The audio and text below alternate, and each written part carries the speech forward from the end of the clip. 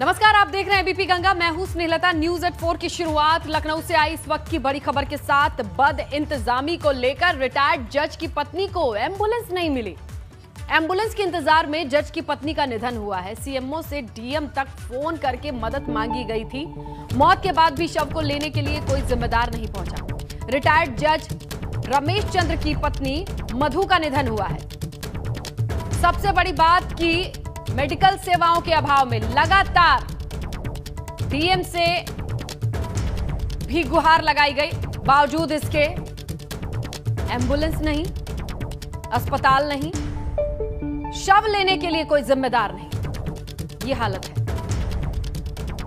Corona को लेकर कैसी बद इंतजामी है कि रिटायर्ड जज की पत्नी को एम्बुलेंस नहीं मिली। तो यहां अंदाजा लगाइए कि एक आम इंसान के पास कौन सा रास्ता बचता है।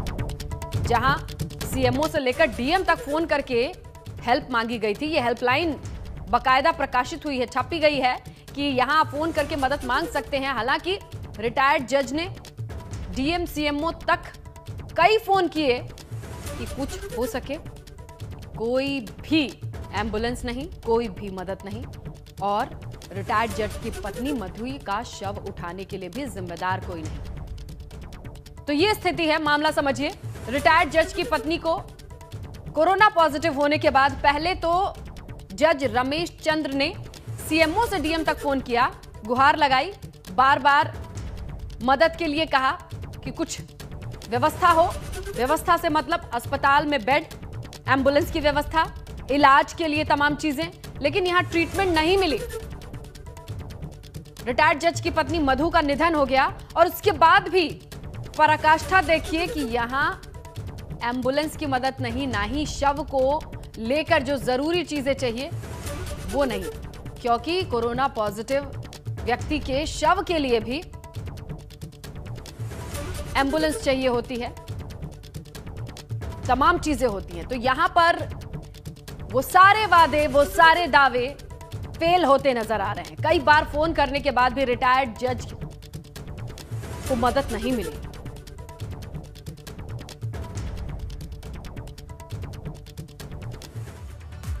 लखनऊ में सिर्फ लापरवाही ही नहीं, शर्मनाक करतूत भी हो रही है। बैकुंठ धाम में चिताओं का वीडियो वायरल होने के बाद अब मौत के आंकड़ों को छुपाने का खेल शुरू हुआ है। इसके लिए नगर निगम बैकुंठ धाम के सड़क के चारों तरफ से कवर करने का काम कर रहा है, ताकि बाहर से कोई अंतिम संस्कार देख ना पाए। ये देखिए, बैकुंठ धाम से तमाम रिपोर्ट आने लगी, वीडियो आने लगी, क्योंकि वीडियो में साफ तौर पे लोग चिताओं को गिन रहे थे। हमारे सहयोगी अनुभव ने बैकुंठ धाम से जिस तरीके की रिपोर्ट बनाई है वो देखिए। राजधानी लखनऊ के हाल कभी भी इतने बेहाल नहीं रहे होंगे, कभी भी राजधानी इतनी बेबस नहीं रही होगी जितनी इस कोरोना की दूसरी लहर में देखने को मिल रहा है। लगातार कोरोना के चलते लोगों की मौत हो रही है। अस्पतालों में बेड नहीं है, ऑक्सीजन नहीं है, वेंटिलेटर की कमी है, और केवल ना लोगों की मौत हो रही है बल्कि अंतिम संस्कार के लिए भी इंतज़ार करना पड़ रहा है। तस्वीरें हम आपको बैकुंठ धाम की दिखा रहे हैं जहां पर अंतिम संस्कार होता है, और आप देखिए किस तरीके से ये जो चिताएं हैं ये लगातार यहां पर जल रही हैं। और उस तरफ आप देखिए वो जो विद्युत शवदाह-गृह है बैकुंठ धाम का, वहाँ पर भी लगातार दोनों जो मशीनें हैं वो चल रही हैं, लगातार धुआं उठ रहा है। अगर हम गिनने की कोशिश करें तो 1, 2, 3, 4, 5, 6, 7, 8, 9, 10, 11, 12 चिताएँ इस वक्त हमें यहाँ पर जलती हुई दिखाई दे रही है। और हम जब से यहाँ मौजूद हैं तकरीबन 3 से 4 एम्बुलेंस यहाँ उतरी है, और उसके बाद यहाँ पर अंतिम संस्कार जो है वो किया गया है। और आप देखिए लगातार धुआं उठ रहा है। जो मशीनें हैं, दोनों जो भट्टियाँ हैं, वहाँ से लगातार धुआं उठ रहा है। और एम्बुलेंस भी आपको हम अगर दिखाएं तो एम्बुलेंस भी आप जाते हुए देख सकते हैं। भले ही प्रशासन तमाम दावे करे, मौत के आंकड़े कभी 10 बताए, 14 बताए, लेकिन ये तस्वीर तो झूठ नहीं है। हमने कोशिश की आपको दिखाने की कि इस वक्त क्या वास्तविक स्थिति राजधानी लखनऊ की है। भले ही अफसर तमाम दावे करे, लेकिन वो दावे केवल कागजों तक ही सीमित नज़र आ रहे हैं। कैमरा सहयोगी मेहदी हसन के साथ अनुभव शुक्ला, एबीपी गंगा, लखनऊ। तो चलिए हम रुक करते हैं हमारे सहयोगी अनुभव का। उनसे उनका अनुभव जानने की कोशिश करेंगे इस पूरे मामले पर। जब वो पहुंचे वैकुंठ धाम, अनुभव बताइए। भले कितने आंकड़े दिए जाए, आप कितने वक्त वहां मौजूद रहे?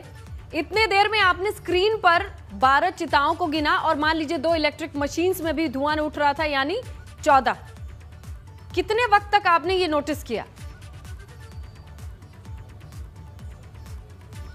देखिए, हम तकरीबन 40 मिनट तक वहाँ पर रहे और हम जितनी देर तक वहाँ रहे 4 एम्बुलेंस आई लगातार अलग अलग समय में, और 12 चिताएं तो हमारे सामने उस वक्त जल रही थी। और जो वैकुंठ धाम है जहाँ पर विद्युत शवदाह है, 2 मशीनें, दोनों मशीनें चल रही थी, यानी कुल 14 अंतिम संस्कार उस वक्त तक वहाँ पर हो रहे थे। और ऐसा नहीं है, जो लोग उस रास्ते से गुजर रहे थे वो देख रहे थे कि किस तरह से चिताएं जल रही हैं। और लोग कह रहे थे ये स्थिति राजधानी लखनऊ की आ गई है, जहां पर अब वेटिंग है, शमशान घाट पर भी वेटिंग है, वहां पर भी लंबा इंतज़ार करना पड़ रहा है। और जब हम मुख्य दरवाज़ा जो है वहां पर पहुंचे, जो मुख्य मार्ग है, वहां पर तो एम्बुलेंस की लाइन लगी हुई थी। तकरीबन 12 से 14 एम्बुलेंस थी। हालांकि कुछ ऐसे भी थे जो नॉन कोविड वाले मरीज थे जिनका निधन हुआ है, लेकिन ज़्यादातर लोग जो थे वो कोविड से जिनकी मौत हुई है वही लोग थे, उनका क्रिमेशन किया जा रहा था। तमाम सारे जो परिवारीजन थे वो भी वहाँ पर मौजूद थे। ये स्थिति है। अगर आप कागजों की बात करिए तो कल 14 मौत हुई थी, उससे पहले 18 ही मौत हुई थी, लेकिन लगातार अगर चिताएं जल रही हैं। और आज तो वहाँ पर क्या स्थिति है कि वहाँ पर आगे का जो रास्ता है जो आवागमन के लिए है, वहाँ पर तो टिन शेड लगा दिया गया है। एक जो पूरा दरवाजा है, जो गेट है, उसको पूरी तरह से ढक दिया गया है। इसके लिए क्या कह रहे हैं? ये क्यों लगाना पड़ा अचानक से? देखिए उसमें नगर निगम का ये तर्क है कि वो जो मुख्य गेट था, दरअसल अब उस तरफ कोविड के जो जिनका निधन कोविड से हो रहा है उनका अंतिम संस्कार किया जा रहा है, इसलिए आम लोग वहाँ उस रास्ते से न जाएं, इसलिए वो लगाया है। लेकिन मंशा कहीं ना कहीं यही होगी कि वो ऐसी जगह है जो सड़क से बिल्कुल दिखती है सामने, और जो आदमी जा रहा है वो देख रहा है, तो शायद लोग देखे नहीं, वहाँ रुके नहीं, इसलिए वहाँ पर टिन शेड लगा दिया है। हालांकि आगे की तरफ जो रेलिंग है वहाँ पर कोई टिन शेड नहीं लगाया है। अच्छा। लेकिन एक जो दरवाजा था उसे पूरी तरह से टिन शेड लगा के बंद कर दिया है। ये वायरल वीडियो का असर हो सकता है। ये जो 40 मिनट के भीतर जो आपने देखा, आंखों देखी रिपोर्ट हमने दिखाई अनुभव, इसके अलावा जो अस्पतालों की रिपोर्ट विवेक ने कल दिखाई और आज भी हमने देखी, इस बीच बताइए कि जज को भी आज डीएम से सीएमओ तक फोन करने के बाद कोई राहत नहीं मिली।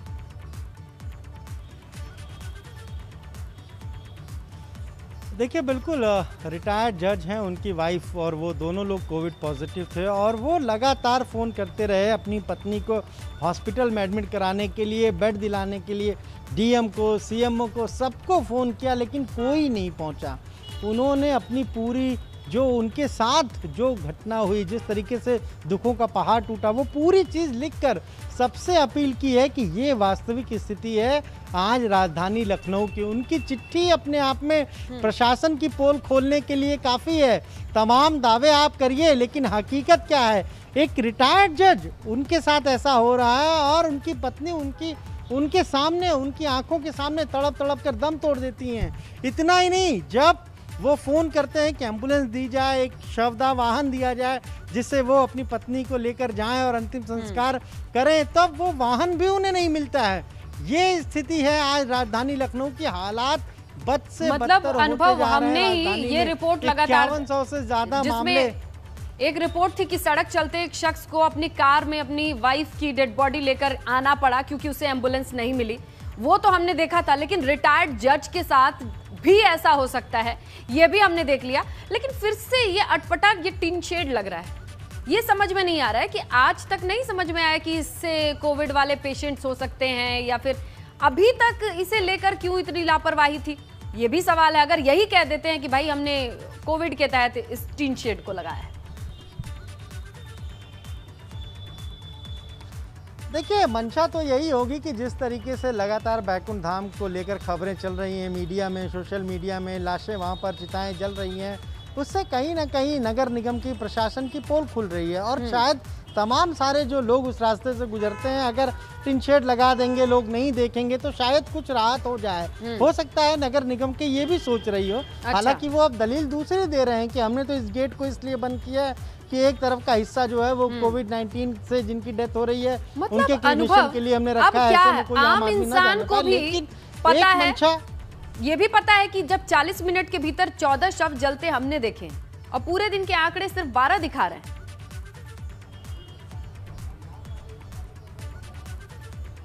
हाँ देखिए, यही बात है। और आज हमने खुद लखनऊ के नगर आयुक्त को फ़ोन किया और ये जानना चाहा कि जिस तरह से खबरें आ रही हैं, डेथ हो रही है, क्रिमेशन हो रहा है, तो उस पर नगर निगम अपना पक्ष क्या साफ करेगा। तो उन्होंने कहा कि नहीं, बहुत सारी खबरें जो आप अखबारों में देख रहे हैं या फिर आप सोशल मीडिया में देख रहे हैं वो फर्जी है, वो खबरें गलत हैं, ऐसा नहीं है, स्थिति ऐसी नहीं है।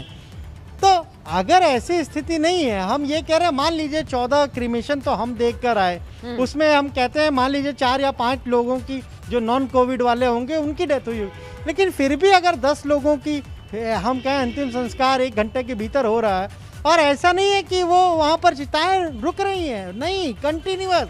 हम जब गए उसके बाद अभी शाम को भी जाइए तब भी वहाँ पर लगातार यही स्थिति बनी हुई है। तो कहीं ना कहीं जो मौतें हैं वो बढ़ रही हैं। हालांकि एक ये बात ये भी कही जा रही है कि आसपास के जो जिले हैं वहाँ के भी मरीज आते हैं और उनका जब निधन होता है तो अनुभव आपको रोकना पड़ रहा है, के तहत किया जा रहा है। एसीएस सूचना नवनीत सहगल इस वक्त कुछ कह रहे हैं, उनकी बात सुनना बेहद जरूरी है, दिखाते हैं आपको। उनको भी नियंत्रण में लेकर उनको भी कोविड अस्पतालों में प्रवर्तित किया जाए। इसके साथ साथ कक्षा बोर्ड के एग्जाम जो कक्षा 1 से 12वीं तक के जो एग्जाम थे 10वीं और 12वीं के, वो भी 20 मई तक स्थगित कर दिए गए हैं। इसके साथ साथ उन्होंने ये भी निर्देश दिए हैं कि क्वारंटीन सेंटर बनाए जाएं। क्वारंटीन सेंटर बनाकर ये जो बाहर से आ रहे हैं, विशेषकर ऐसे प्रदेशों से जहां पर संक्रमण की दर ज्यादा है, उनको जब तक कि उनका टेस्ट होकर वो इस बीमारी से छुटकारा नहीं पा लेते, उनको क्वारंटीन सेंटर में रखा जाए। एक चीज जो हमारा एक प्रयास चल रहा है, वो प्रयास ये है कि पूरे प्रदेश में जो एक घर तक पहुंच के एक संक्रमण की समीक्षा करके संक्रमित व्यक्तियों की पहचान की जाए। उसमें जैसा बताया गया लगभग 3 करोड़ 75 लाख टेस्ट हो चुके हैं, 15 करोड़ 63 लाख की आबादी तक स्वास्थ्य विभाग की टीमें पहुंची हैं। इस प्रकार कुल 19 करोड़ 38 लाख व्यक्तियों तक हमारा प्रशासन का स्वास्थ्य विभाग की टीमें पहुंची हैं जहां संक्रमण का उन्होंने जानकारी लेने के लिए। तो ये सारी व्यवस्थाएं माननीय मुख्यमंत्री जी स्वयं समीक्षा करके अपने निर्देशानुसार करा रहे हैं और ये प्रयास यही है हर हालत में कि कोरोना की लड़ाई को जारी रखा जाए और समुचित व्यवस्थाएं इसके लिए की जाएं, किसी प्रकार के किसी मरीज को किसी प्रकार की कठिनाई ना आने दी जाए। मैं इसी साथ साथ ये भी बताऊंगा कि किसानों के लिए भी इस कोरोना के काल में किसानों के लिए विशेष प्रयास हो रहे हैं और गेहूं खरीद का कार्य बड़ी तेजी से चलाया जा रहा है। अब तक लगभग 1,95,000 मीट्रिक टन, लगभग 19,60,000 क्विंटल धान खरीदा जा चुका है और ये धान खरीदने की प्रक्रिया तेजी से चल रही है।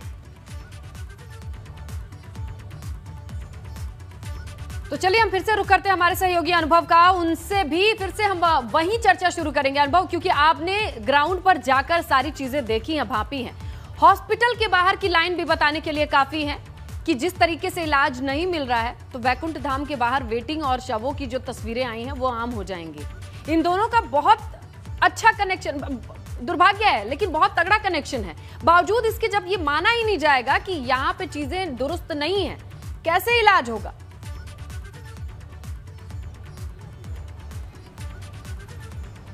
देखिए बिल्कुल, और यही वजह है कि जो अब एक्सपर्ट हैं, चाहे वो मेडिकल फील्ड के हों या फिर दूसरे एक्सपर्ट हैं, वो साफ तौर पर कह रहे हैं कि स्थिति ऐसी नहीं है जैसी सरकार समझ रही है कि 5 दिन 8 दिन 10 दिन में स्थितियां सुधरेंगी। नहीं, ऐसा नहीं है। स्थितियां तब तक नहीं सुधरेंगी जब तक कि जो स्टेप दूसरे राज्यों ने उठाया है, महाराष्ट्र का उदाहरण देते हैं कि वहाँ पर जब स्टेप उठाए, कठोर वहाँ पर कार्रवाइयाँ की तो उससे मामले कम होने लगे और रिकवरी भी वहाँ बढ़ी है।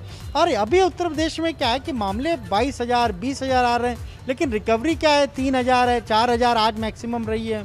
तो उससे दिक्कत अस्पतालों में है, बेड खाली नहीं हो रहे हैं। और इस बार का जो ये स्ट्रेन है, जो सेकेंड वेव है, इसमें जो मरीज है वो 12 से 13 दिन ले रहा है ठीक होने में ज़्यादातर लोग, और यही वजह है कि अस्पतालों में बेड खाली नहीं हो पा रहे हैं। पिछली वेव में क्या था, पहली वेव में 7 से 8 दिन में मरीज हॉस्पिटल से डिस्चार्ज हो जाता था और इसी वजह से अब अस्पतालों पर बोझ और बढ़ता जा रहा है। हालांकि मुख्यमंत्री ने आज निर्देश दिए हैं कि जो प्राइवेट अस्पताल भी है, चाहे वो हिंद हो चाहे वो मेयो हो, उनको भी अधिग्रहित सरकार कर ले और उनको भी कोविड हॉस्पिटल में ही शिफ्ट किया जाए और वहां पर उन्हीं मरीजों का डेडिकेटेड इलाज किया जाए। बहुत जल्दी करना होगा ये सब। अनुभव, इन सब चीजों में जितना वक्त लगेगा तो जहां आप खड़े हैं वहां पे कतारें बढ़ती चली जाएंगी। इन सब चीजों को कितने जल्दी किया जा सकता है, चुनौती आज यही है, क्योंकि हम वहीं से रिपोर्टिंग करें तो बेहतर होगा। सहयोगी हमारे अनुभव ये तमाम जानकारी दे रहे थे। अनुभव, आपका शुक्रिया। और आगे बढ़ते हुए फिर से लखनऊ की बात करें। कोरोना के मामले में लगातार इजाफा है। कहर इस तरह है कि एक तरफ जहां प्रशासन ने सख्ती बढ़ाई तो दूसरी तरफ लोग भी कोरोना से डर चुके हैं, जिसके बाद लोगों ने घरों से निकलने से पहले परहेज करना बेहतर समझा है। पूरे साल गुलजार रहने वाले लखनऊ के बाजारों की क्या हालत रही, जरा देखिए आप। उत्तर प्रदेश में कोरोना संक्रमण बेकाबू हो गया है। राजधानी लखनऊ की अगर बात करें तो कोरोना के मामले हर दिन बढ़ते चले जा रहे हैं। कभी 5000, कभी 5300, कभी 5400 और बीते 24 घंटे के दौरान तो 5100 से ज़्यादा मामले सामने आए हैं। वहीं पूरे यूपी में 22,000 से ज़्यादा नए कोरोना के मरीज देखने को मिले हैं। ऐसे में सरकार भले ही ये कह रही हो कि केवल नाइट कर्फ्यू से ही इस पर काबू पाया जाएगा, लेकिन अब खुद लखनऊ में जो अलग अलग ट्रेडर्स एसोसिएशन है, जो व्यापारी संघ है, उन्होंने स्वयं अब ये फैसला लिया है कि मार्केट को बंद रखा जाएगा। हजरतगंज में हम मौजूद हैं, आप देखिए दुकानें बंद है, ताला लगा हुआ है और केवल हजरतगंज ही नहीं, अमीनाबाद हो, चौक का सर्राफा मार्केट हो, सभी जगहों पर यही स्थिति है। सभी जगहों पर व्यापारियों ने खुद आगे बढ़कर ये कदम उठाया है, क्योंकि लखनऊ के हालात भयावह हो चुके हैं।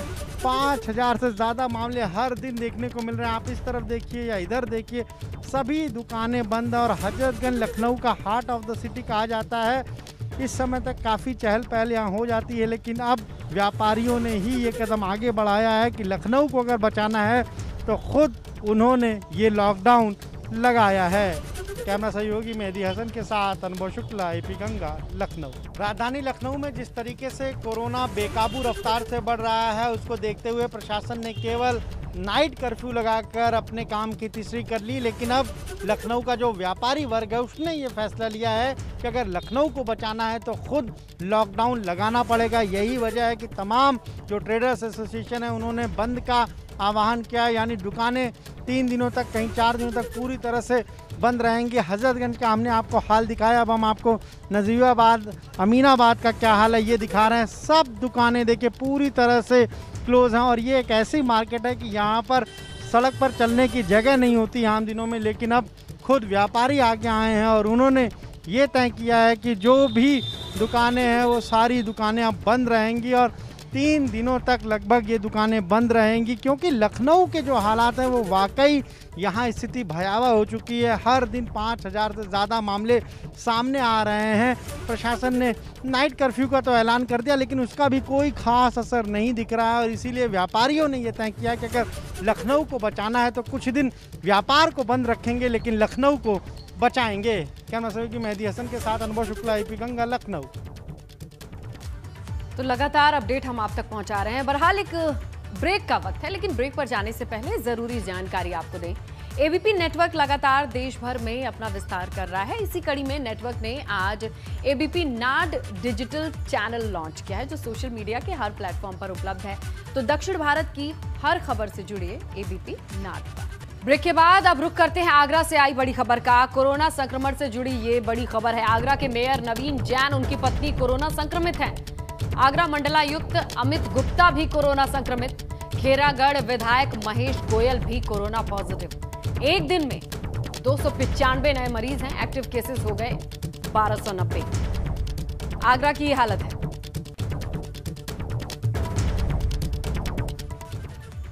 वक्त एक ब्रेक का है, बने रहिए एबीपी गंगा के साथ।